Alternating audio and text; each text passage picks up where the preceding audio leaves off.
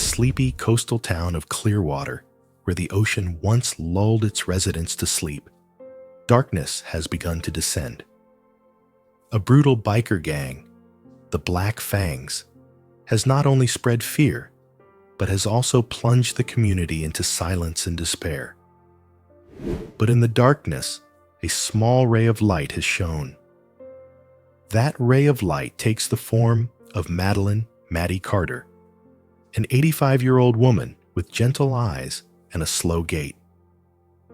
Who would have thought that beneath her simple appearance, Maddie was once a legendary pilot who led dangerous flights to save the lives of her teammates in the fiercest battles?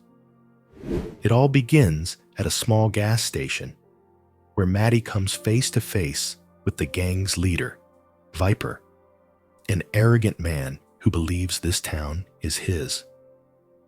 But Maddie is undaunted.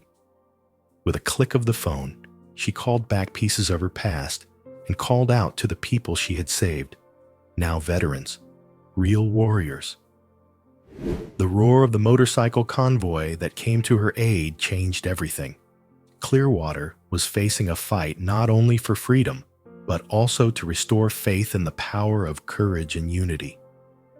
Before we continue, how did you hear about this story? Share it with us in the comments below.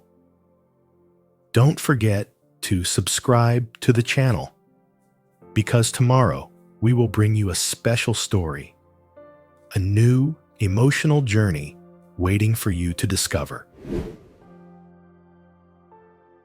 The coastal town of Clearwater, once a haven for peaceful summer days, is now a shadow of its former self. The streets are filled with fear as the Black Fangs biker gang wreaks violence and controls all business. Every morning, residents quietly close their curtains, avoiding the menacing stares of men in black leather jackets. They have only one wish: to live a peaceful day. Maddie Carter, 85, lives in a small house near the harbor, where the sound of the waves is as gentle as it was in the old days. But in Maddie's mind, the past never calms down. She was a legendary pilot in the Middle East War, honored by her fellow pilots as the Storm Leader. Every night, Maddie looks up at the medals hanging quietly on the wall, remembering the times she flew into a hail of bullets to save her comrades, but she never thought she would have to fight again. That morning, as usual, Maddie drove her pickup truck to the gas station near the port to fill up the tank. The roar of the engine broke the silence. The Black Fangs appeared, more than a dozen jet black motorcycles pouring into the parking lot, their laughter echoing. Viper, their leader, with a cold gaze and a provocative expression, walked up to Maddie. "Old lady," he smirked, "do you have protection money this morning? Or do you need us to take care of this old car?" Maddie did not answer. Her eyes were quiet, but deep within them was the calmness that only those who had faced death could have. She continued pumping gas, as if the chaotic crowd were just leaves flying by. One of the underlings saw the military badge on Maddie's car and laughed. A war legend. The old lady must only be good at making coffee for soldiers. Those words awakened a part of Maddie's deepest memories. Sleepless nights, flying through bullets to save people. She put down the gas hose, her thin but strong hands not shaking. Facing Viper's arrogant gaze, Maddie calmly said, "You don't know who you're messing with." "Oh?" Viper sneered. "Are you going to call the police? Or your kids? Trust me, you can't do anything." Maddie smiled. Not too fast, not too slow. She took out her phone, dialing the only number she had saved for decades.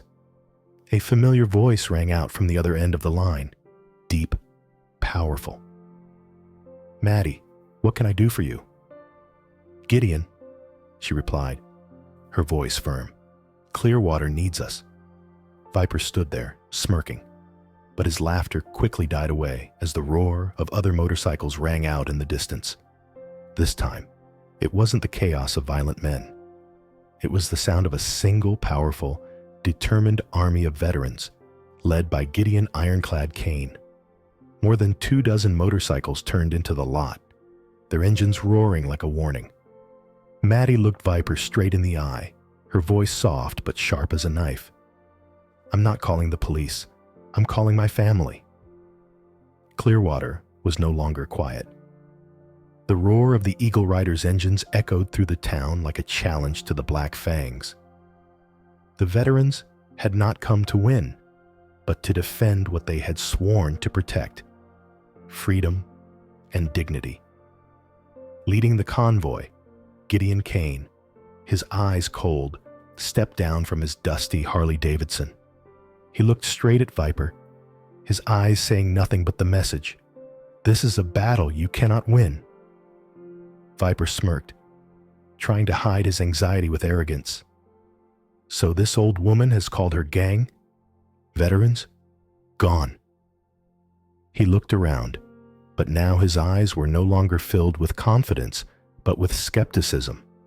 His men, accustomed to being arrogant, were also starting to waver before the veterans' determined faces.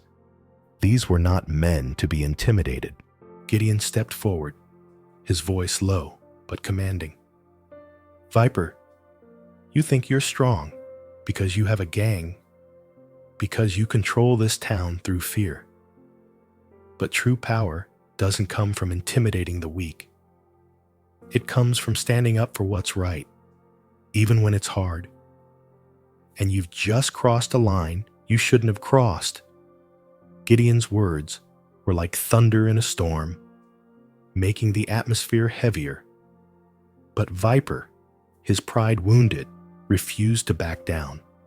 He pulled the iron rod from his cart and pointed it at Maddie. "I'll prove this old woman is nothing but talk." Maddie, surrounded by bullies, did not back down. She looked at Viper, her eyes sharp as steel. "You think you're scary? I've faced people scarier than you. I've flown helicopters through the sky full of bullets and fire to save people.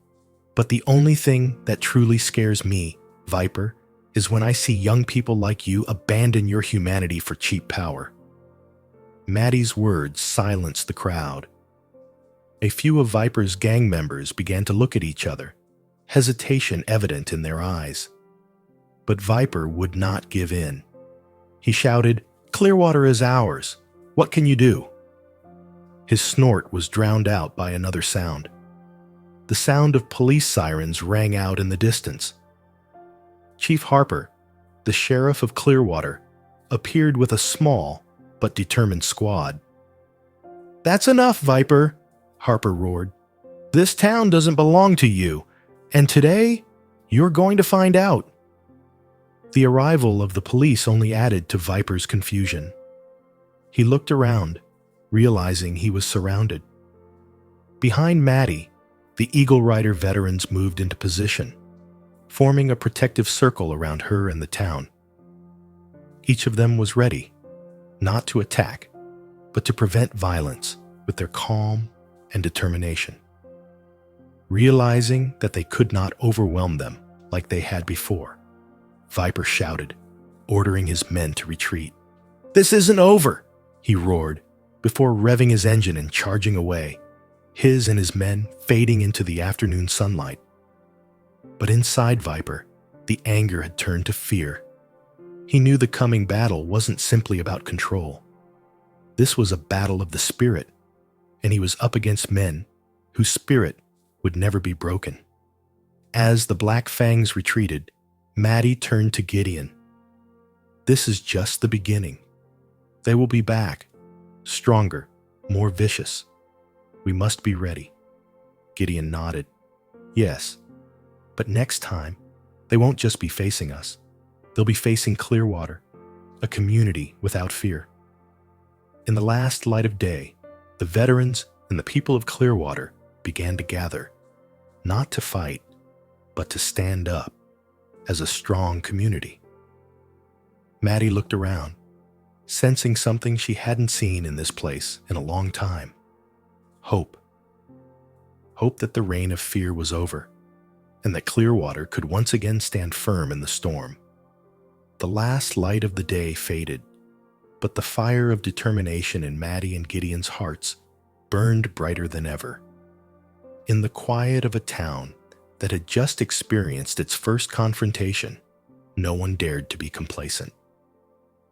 They knew that Viper and the Black Fangs would not give up easily. He would return, not only with hatred, but also with more dangerous forces. At the old warehouse on the edge of Clearwater, the Black Fang stronghold, Viper sat silently in the dark, the dim light from the lamp on the table illuminating his tense face. His men sat around him, silent, the air heavy as if preparing for a storm. Diesel, his most loyal friend, spoke up. "Viper, today is a signal. They no longer fear us." "Shut up," Viper roared, throwing a beer bottle to the ground. The sound of glass shattering filled the silence. "Clearwater is ours. We spent years building everything here. Don't tell me those old soldiers are going to destroy it all." But deep down, Viper knew Diesel was right. For the first time, he sensed that his fear-based control was no longer working. He needed a big blow to reassert his authority. An idea flashed through his mind. If the people of Clearwater didn't fear him, he could make them fear him. Meanwhile, at the Eagle Riders' makeshift headquarters in an abandoned warehouse, Maddie, Gideon, and the veterans gathered to prepare for their next move. On the table was a map of Clearwater, marked with key locations. Maddie silently pointed to each one. "They won't let it go easily. These are the important places we need to protect: the Veterans Center, the gas station, and the downtown area. They'll target them to sow chaos." She looked at everyone, her eyes shining with determination. "But this time, we won't just defend. We'll turn every blow they take into an opportunity to turn the tide." "And if they bring reinforcements?" Gideon asked, his eyes serious. "Then we'll prove that Clearwater is more than just a small town. It's a fortress, and we, those who have stood the test of time, will not let it fall." Maddie replied, her voice firm, filling the room with power. Gideon nodded, pointing at the map. "Natalie, have you learned anything from your sources?" Natalie Martinez, the strategist, opened her laptop, the blue light reflecting off her sharp features. "Viper is in contact with a group from the big city. We're arms smugglers. We've confirmed that a shipment of explosives and heavy weapons is headed to Clearwater in the next 48 hours. The air in the room grew heavier. "They're not just trying to intimidate," Gideon mused. "They're trying to turn this place into a battlefield." "That's why we need to act first," Maddie said, her voice firm. "I need everyone. Veterans, police, and townspeople. We're going to mount a full-scale counterattack, not just to protect Clearwater, but to send a message that we will never give up." 2 days later, the atmosphere in Clearwater was tense. The town stores closed early, but in the homes, people were quietly preparing. Men and women who had been used to a quiet life were learning how to use radios, installing security cameras, and practicing evacuation plans. Maddie and Gideon led the way with the calm of veterans of war. They didn't promise victory, but they promised that no one would stand alone. That night, Viper's convoy of trucks rolled into Clearwater, carrying arms smugglers and professional hitmen. They thought the small town would be easy to subdue. But as they entered the downtown area, the first thing they saw was not fear, but the glare of dozens of headlights. The Eagle Riders' motorcycles lined the streets, their engines roaring like a warning. Viper stepped out of the truck, trying to hide his nervousness with an arrogant expression. "You think the lights and noise will stop us?" he shouted. From behind, Maddie's voice rang out, clear and decisive. "No, we're not going to stop you. We're here to show you that Clearwater doesn't belong to fear. It belongs to hope and the strength of community." The crowd of veterans, police, and townspeople stood behind her, none retreating. The real battle had yet to begin, but Viper and his gang were beginning to realize that this time they weren't just up against a group of people, but the entire spirit of a town. The battle to reclaim Clearwater had officially begun. The next morning dawned over Clearwater, lighting up the streets that had endured a long night of chaos and hope. The Black Fang truck sat idle in the vacant lot outside town, surrounded by Eagle Rider veterans and police.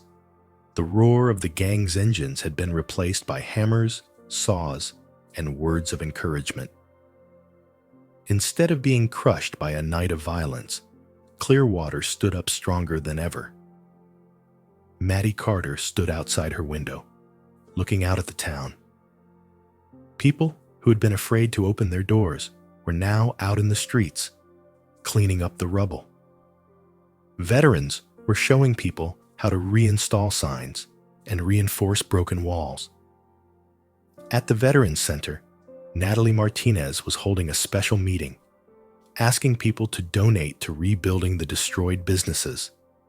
Gideon walked into the room, a hot cup of coffee in his hand. "Maddie, someone wants to see you," he said, his mouth twitching slightly. He volunteered. Leading the way into the center was Diesel, Viper's right-hand man, who had turned his back on the gang at the last moment. His face was full of remorse, but also a glimmer of hope. "I can't change what I did," Diesel said, his voice choked. "But I want to start over.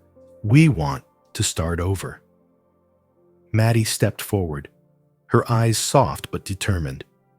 "Change doesn't come through words. It comes through actions," she replied. "Clearwater is open to anyone who can face the past and start over." Diesel bowed, then turned back, gesturing. A small group of former Black Fangs stepped out of the shadows. The leather jackets with snakehead emblems were now removed. Instead, they donned their work clothes, ready to start a new chapter. 3 months later, Clearwater had changed. The streets that had once been ruled by fear were now filled with the sounds of laughter and children playing. The veterans were not just guardians, but community leaders. Diesel and his friends joined the reintegration program, helping rebuild their stores and protect the town. Some even joined volunteer patrols, bringing peace to the place where they once sowed fear. In the central square, Maddie stood at the podium, surrounded by townspeople and flags waving in the morning sun. "Today, we are not just celebrating the restoration of Clearwater," she said, her voice ringing with power. "But we are also celebrating something more important, the power of forgiveness and change. Everyone here, no matter what their past, has proven that when we stand together, no fear can break us." The speech ended with thunderous applause. In the crowd, Diesel stood silently beside the veterans, his new badge on his chest, a pair of eagle wings, a symbol of rebirth. Maddie smiled. Her eyes turned to the deep blue sky. Clearwater had not only overcome hardship, but had found herself again. They had proven that sometimes strength lies not in fighting evil, but in giving it the chance to change. The story of Clearwater is not only a journey against darkness, but also a journey to find the light in each person's heart. We learn that true strength lies not in power or control, but in the courage to face the past the forgiveness to give change a chance, and the spirit of solidarity to overcome any challenge. Perhaps most meaningful is the realization that in the darkest moments, we do not fight alone. A small town was revived by holding hands together, beating hearts together, and believing that life is stronger than fear. Thank you for listening to this story, for feeling with us every moment of suspense, emotion, and hope. If this story touches your heart, please like to spread the message, share to spread hope to those who need it most, and comment an inspirational quote. Rebirth begins with a heart that never stops believing in goodness. Stay tuned, because the journey of stories does not stop here. There are other emotional stories ahead, waiting for you. Click on the next video and join us in discovering lessons that will change the way you look at life. We are waiting for you there.